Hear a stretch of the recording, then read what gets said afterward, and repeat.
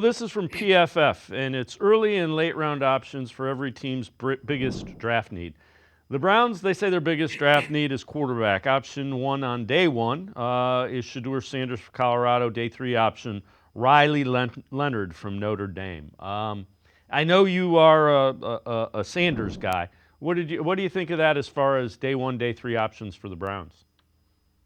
Well, I'm actually Riley Leonard is he's great feet, but I actually have two guys that if it's going to go day 3 and they're going to go later, I like Tyler Shuck. I think he's fantastic. I think he's had a great end of the season combine type thing, and I like Brady Cook out of Missouri, another super competitive guy. Both guys have pretty good feet.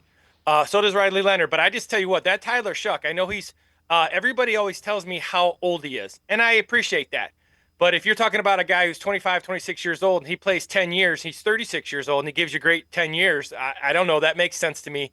I tried not to look at the age, but if you're talking about a guy on day, if they don't go with Shedeur Sanders on, with the first, the second pick in the first round, then I would look to Tyler Shuck and I would look to Brady Cook in later rounds. Obviously, what's going to happen with Jackson Dart, I think he's my number 3 when it terms of what the Browns need. But Tyler Shuck and Brady Cook over the last 2 months have checked a lot of boxes for me with their competitiveness, their ability to make throws. They both have good feet. So those are the guys I would go with in later rounds. I think they're really, really good football players.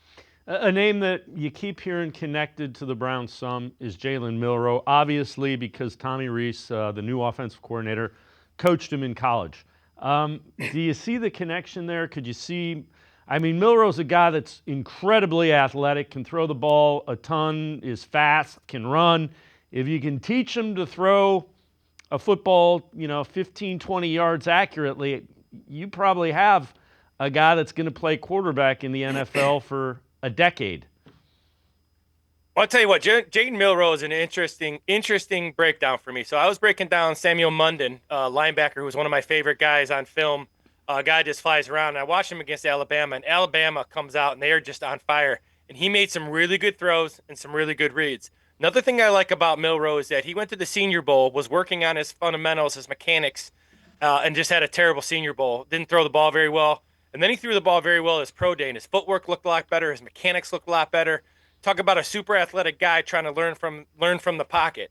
The guy you can look at is there's two guys, right? Josh Allen and Lamar Jackson, guys who didn't throw it great, but had great tools, great feet, and those two guys have turned out to be NFL MVPs because of their athleticism.